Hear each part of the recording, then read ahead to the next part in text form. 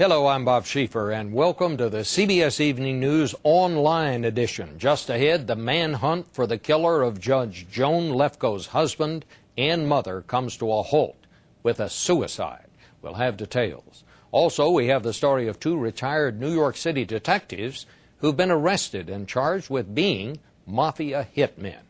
And we've all heard a lot recently about private Social Security accounts. Do they actually work? We'll take you to a country that has had them for nearly 25 years and give you the inside story. It's all starting now on the CBS Evening News Online edition. When the husband and mother of Chicago federal judge Joan Lefkoe were found shot dead last week, the police suspected a white racist who had actually threatened her in the past. But he's apparently not their man. The police now believe the real killer is dead by his own hand. Here's CBS News correspondent Cynthia Bowers. When a police officer pulled over this van on a suburban Milwaukee street last night, he had no way of knowing the driver, Bart Ross, would kill himself and thus provide the biggest break yet in the Lefkoe murder case. In processing the crime scene, we came upon a note written, presumably by the victim, where he implicated himself in the murders of Michael Lefkoe and Donna Humphrey. A note that appears to confirm Judge Joan Lefkoe's worst fear, that her work cost her husband and mother their lives. In the note, the 57-year-old Chicago man says Lefkoe's ruling against him in a medical malpractice case cost him his family, his job, and his home. Police also found bullets in his van, the same .22 caliber used in last week's murders. A separate note to a local TV station signed by a Bart Ross describes breaking into the Lefkoe home around dawn to kill the judge. But the plan fell apart when her husband came upon him hiding in a basement utility closet. He wrote he had no choice but shoot him and later the judge's mother. Police also say they believe Ross is the man spotted by a neighbor leaving the Lefkoe home the day of the killings. In his North Side neighborhood, Bart Ross was known as a quiet man, but one on a definite downhill spiral. He was a man obsessed through the years, and the obsession showed itself each time increasingly. The note alone is not definitive evidence that we have our offender. Police hope to match Ross's DNA and fingerprints to evidence found at the scene. They have all along believed the killings were linked to the judge's work, but the initial focus centered on higher profile cases. Federal Judge Charles Bryant, who was once targeted as a result of his work on the bench, told us yesterday he was always most wary of individuals who represent themselves, pro se litigants. Pro se litigants very readily become paranoid. Court's in league with the other side. The lawyer on the other side is crooked. So those seemingly innocent cases could potentially be among the most dangerous. Every one of them. Police say they haven't yet closed the book on this case, but it does appear Judge Lefkoe will never get the chance she so desperately wanted to look the killer in the eye and ask why. But perhaps tonight she and her family are a little closer to finding some peace of mind. Bob? Cynthia, I noticed the police chief just said that the note alone is not enough evidence, but they do sound like they're pretty sure of this. Our sources tell us they feel they have the man, and that DNA and fingerprint stuff is in the lab now, and you can bet it's being expedited. Bob? Okay, thank you very much, Cynthia. An even more bizarre story tonight coming out of some arrests in Las Vegas. A one-time detective who founded an organized crime unit in New York City and another former cop have been charged with being mafia hitmen. Our Justice Department correspondent Jim Stewart's in Washington, and he has that story. Jim? Bob, even the Godfather couldn't have dreamed this one up. U.S. prosecutors allege that two retired New York City police detectives who worked organized crime cases were actually paid mafia hitmen themselves who contributed to 8 murders. One of the suspects had even gone on to become a Hollywood actor best known for his roles as a mobster.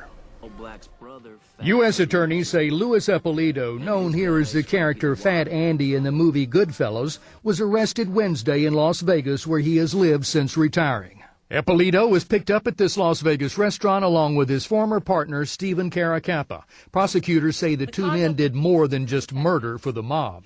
Caracappa and Ippolito were paid handsomely for selling out the files of the NYPD. Charges against the men include 8 murders, 2 attempted murders, 1 murder conspiracy, obstruction of justice, and after their retirement as detectives, distributing drugs. Prosecutors allege that in 1987, Lucchese crime family underboss Anthony Queso hired the two detectives for $4,000 a month to act as hitmen. One of the first people the detectives allegedly helped kill was this man, James Heidel, a member of a rival crime family. Mob boss Queso, now in prison, once even talked about his own role in that murder with 60 Minutes' Ed Bradley. Was just one shot to the head?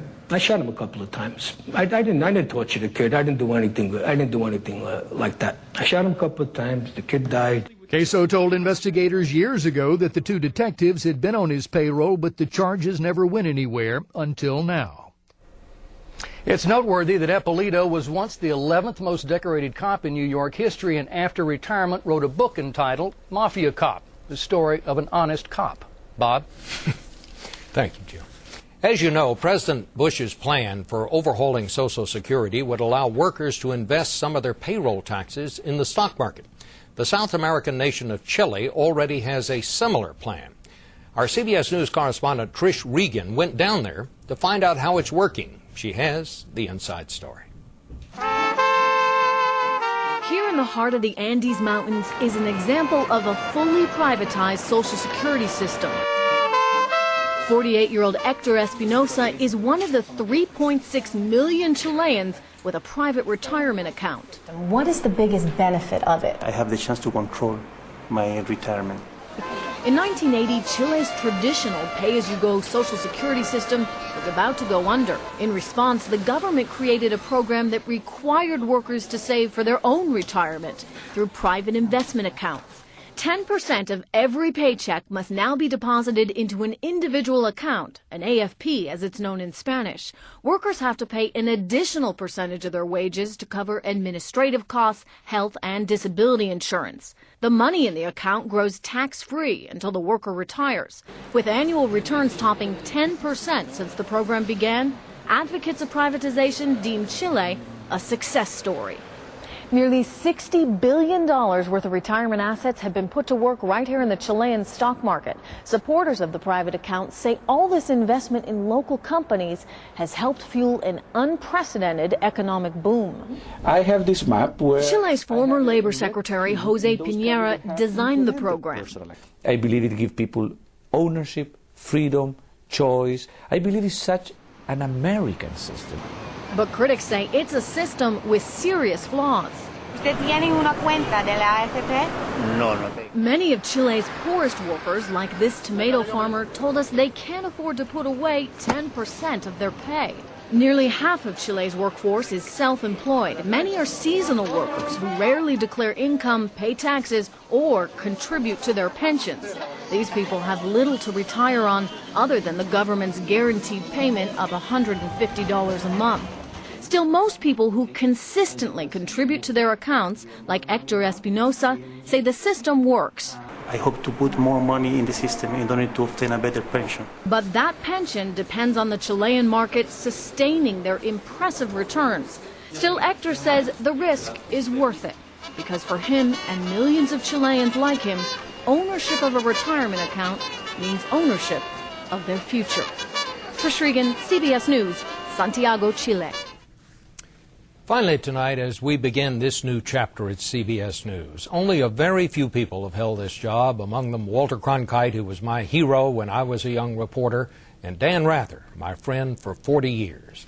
It's an honor to be asked to follow them. Dan will be remembered for the remarkable body of work he's compiled over 4 decades, but I'll remember him for his love of the news and the fierce determination and courage to go wherever the news was breaking. I wish him the very best.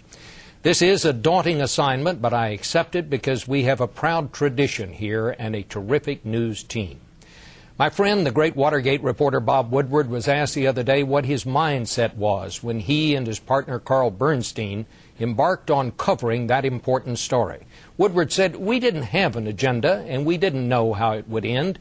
We were just trying to find out what happened." That's what we'll try to do. Find out what happened and tell you about it in clear and concise language. If we do that and do it well, you'll take it from there. I'm not exactly a new face. Many of you have known and trusted me over the years. I take that as a high compliment, and I promise you this: I'll never take that trust for granted. And that's the news. Join me Friday for the on-air edition of the CBS Evening News. For CBSNews.com, I'm Bob Schieffer.